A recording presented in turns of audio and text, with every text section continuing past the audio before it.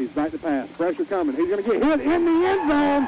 That's going to be a safety. It's now time for Gridiron, State of the Union. Another touchdown, Porter Ridge, and they've gone up. The score is 23-17. Presented by DMR Reconstruction, North Carolina's leader in quality insurance restoration services, with crews on standby 24 hours a day, 7 days a week. DMR Reconstruction has your restoration needs covered. Give them a call at 704-327-4028. He's going to hand it off to Byram. Byram on the right-hand side. He's going to be into the end zone. Touchdown, Monroe. Gridiron State of the Union is your insider's look each week into Union County High School football. Malcolm fires one off, and it's into the end zone. Touchdown, Piedmont. Now we head into the DMR Reconstruction Studio and your host, Brian Stevenson.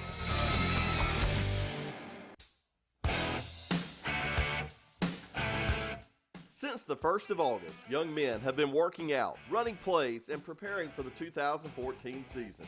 Now the games are for real, and each team has a dream of playing for a state title in December. Hello everyone, and welcome to Year 2 of Gridiron State of the Union. I'm your host, Brian Stevenson. Tonight, we will hear from our Wixie broadcast crew and the coaches involved in our Wixie Game of the Week. But we always start with our trip around Union. The season actually started just moments ago. For those of you listening on Friday nights, that will be old news. Sun Valley is taking on Huff High at Memorial Stadium in Charlotte. It will be the debut for Coach Tad Balcom. Last season, the Spartans went 7-5 and were just a win away from a conference title. Coach Balcom hopes to lead the Sun Valley Spartans to their first ever outright conference title behind the running of Albert Funderburk. Huff will be a tough Week 1 opponent, though. The Huskies went 10-2 last season and return a strong defense. Now let's take a look at the rest of Week 1 with a group of reporters breaking down the games. First up, Chris Rogers, whose report has a theme. The Central Academy Cougars hit the road to North Stanley, led by new coach Scott Smith. The offseason has been tough for the Cougars, the team's numbers being down, and it doesn't appear they will field a JV team this year. Their opponent, North Stanley, went 9-4 last season. Comets bringing back 14 lettermen from last year's team and will be a tough Week 1 opponent. Robert Forche makes his debut at Union Academy tonight. The Cardinals open at home against the Carolina Pride. It's Cardinal Pride that Union Academy hopes will shine throughout the 2014 season. Coach Forche is the third coach in 3 years for the team. Last year they went 6-6, but like most small schools, depth is a concern. The Cardinals will return 16 starters from last year's team. Porter Ridge hits the road Week 1 against Mount Tabor with new coach Zach Bevilacqua. The Pirates lost a heartbreaking 26-24 decisions to the Spartans last year in Week 1 at Monroe High School. This year's edition of the Pirates featured strong running back Grant Vandervoort. The Pirates lost some key starters and will look to senior leadership to step up. My final report involving the coaching change is probably the most talked about in the offseason. Coach Brad Hoover moved to Marvin Ridge from Union Academy, and the Mavericks coach will face Wes Montgomery. The Warriors will be tough. They went 14-2 last season compared to the Mavericks' disappointing 2-9 season. But Coach Hoover has re-energized the program and hopes that spirit will show up in the win column against the Warriors tonight. Now let's go to Derek Skinner. If Chris Rogers' report had a theme of new coaches, my report has a theme of longevity. Coach John Lowry is starting his 29th season as the head coach for the Forest Hills Yellow Jackets. His team hosts the Anson Bearcats. It's an optimistic year for Forest Hills, who have a new starting quarterback, Zacchaeus Rory, and C.J. Kerlock is back at running back. The Jackets also have a large group of seniors. Coach Lowry hopes this year's edition of the Jackets will contend for a conference championship. Now we throw it to Ken Ogden, who has a report on the Piedmont Panthers. Piedmont Panthers have to hit the road to Hickory Ridge Week 1 while the finishing touches are put on Panther Stadium. The 2014 Panthers looked solid last week in the FCA Kickoff Jamboree. They will be led on offense by senior quarterback Cameron Tripp. Tripp will be relying on a young line to protect him this season.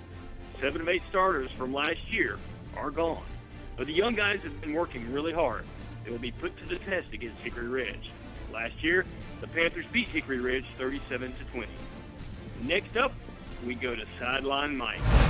Weddington hits the road to start the season at Ardrey Kill. Coach Tim Carson and the Weddington Warriors are coming off their winningest season ever last year. They went 11-3 and had a deep run into the playoffs. Look for a strong defense for the Warriors this year. On offense, wideout Zach Goings and Chris Trevison will lead the way. Last year, Weddington won the matchup with the Knights 27-24. Next up is the WIXE Game of the Week. Parkwood hits the road to Cuthbertson. The Rebels lost the Week 1 matchup last year before going on their Cinderella run into the state semifinals. The Rebels are hoping to keep the magic going that was created in Rough Edge.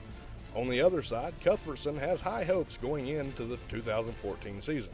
Star quarterback Austin Kendall has returned to Cuthbertson for his senior year. The Cavaliers hope that his leadership and a good start will equal a winning record. Be sure to tune in to the live WIXE Game of the Week Friday night. Coverage begins at 7. That's the WIXE Game of the Week, and now to Reed Alexander. The Monroe Redhawks will be featured in game number 2 of our WIXE football coverage. The Redhawks will be hosting Lexington, a team they beat handily last season, 41-7. Now, key players from last year's team graduated for Monroe, but quarterback Zephaniah Wall will be the signal caller again this season. Last year, he stepped into the starting role and won 10 games. The Redhawks are determined to make another run at the state title, and that's the story on the Redhawks. Now let's head back to the studio and Brian Stevenson. Thanks a lot, Reed. We will be right back with our roundtable segment.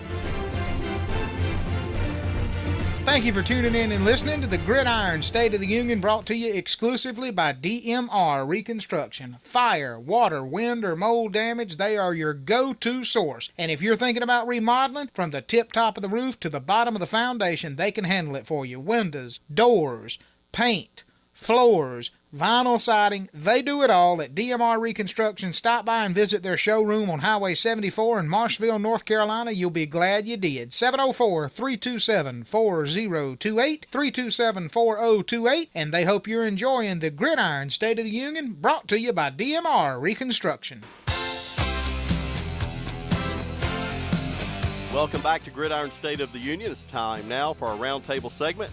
We've got the Wixie broadcast crew here, Sideline Mike, Shane Green, and of course, you guys, Friday night we'll be having the Cuthbertson and Parkwood game. Certainly has to be exciting to get out there and have real football, Mike. It certainly is, and this is a matchup that Cuthbertson, they took a couple of kids from Parkwood, and with redistricting and everything, this has been a matchup that has a little more emphasis, so this week's going to be a great game. And I know, Shane, you look forward to this time every year. We've been talking about it, and how's it feel to finally get out there and have a game on Friday night? Well, it feels good. I mean, we always look, when you start the season, you always worry, is everything going to go fine? Is it going to go good? And then you get started, it gets a lot better. I'm looking forward to seeing Parkwood because they had such a run last year. I like starting the season with this game because I'm curious to see whether or not Parkwood continues that momentum they had last year. And let's talk about the momentum, because it really, you guys are familiar with Rough Edge. We've covered those guys down there for years. Lynn Coble's done a great job.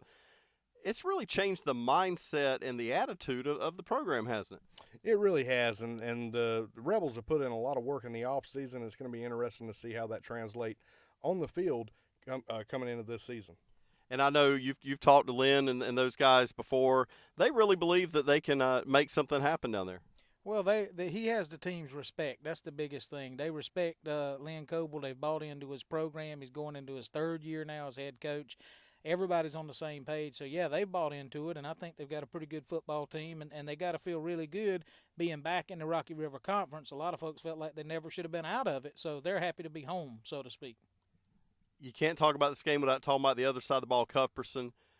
They have to be jacked about the quarterback they have, and really they're looking at a chance of having a winning record this year. A good quarterback would do a lot of things for a team. Austin Kendall already committed to the University of Tennessee.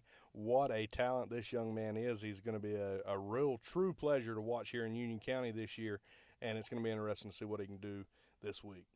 Now, I've got the Monroe game with Reed Alexander. I happen to think it's going to be a horrible game as far as the score goes, but I'm looking forward to seeing what Monroe can do. I think Monroe's going to run all over Lexington, and it just amazes me at how much he reloads every year. Coach Johnny Sowell just has them coming and coming and coming. It seems like they're going to be good for a long time to come. Well, he's the ultimate coach who has the respect of his players. They bought into what he does a long time ago. Athletically speaking, there's not a better team in the county than Monroe. That being said, according to Coach Sowell, they're a little thin up front. The offensive line is not going to be very big, neither is the defensive line, but they'll make up for it with speed. They do every year. Well, guys, it's going to be fun all season long. Gridiron State of the Union, Wixie football every Friday night. We are happy to bring it to you fans, and we'll have more Gridiron State of the Union. Right after this, we have the Coach's Corner. This quick break in the action is brought to you by DMR Reconstruction, the exclusive sponsor of the Gridiron State of the Union. One of these days, you're going to want to do home improvement. New windows, new doors. Maybe you got hardwood floors you want to refinish, or you need new carpet or flooring. DMR Reconstruction is your go-to source. They also specialize in fire, water, wind, and mold damage restoration. They'll even help you deal with the insurance companies. Visit the showroom in Marshville, North Carolina, or give them a call at 704-327-4028, 24/7 for emergencies, 327-4028. Let them know you heard about them here on Wixie. And now back to more of the Gridiron State of the Union, brought to you by DMR Reconstruction.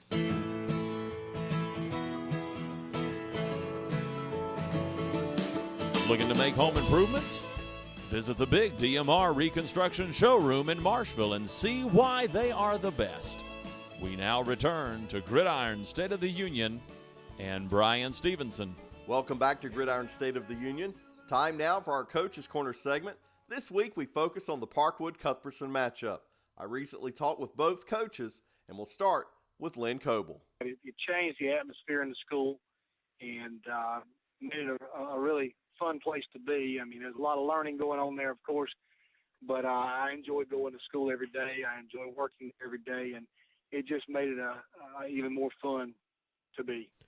I know you lost some key personnel, but you also bring back some stability there. Tell me about who's returning and what it's been like so far in practice. Well, you know, we've been really enjoying practice.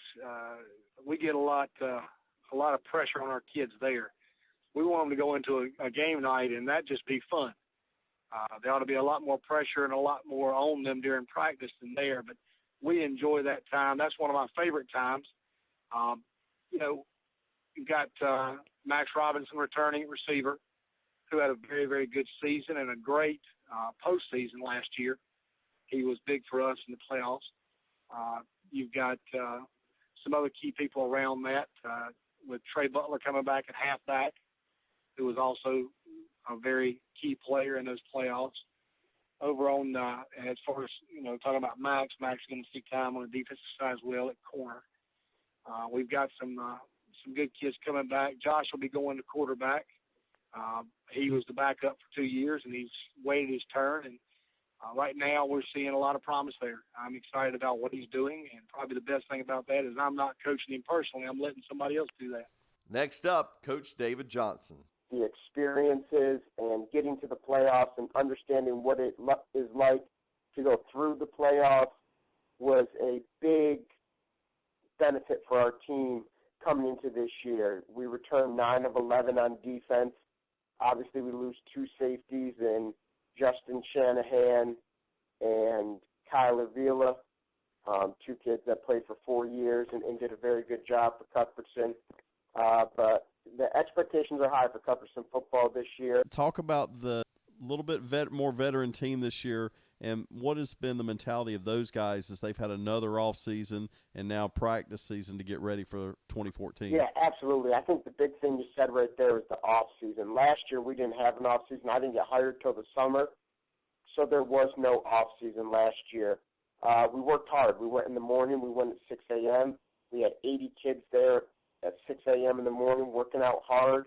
You know, we got our field work in when we were allowed to, and they got that taste last year of the playoffs.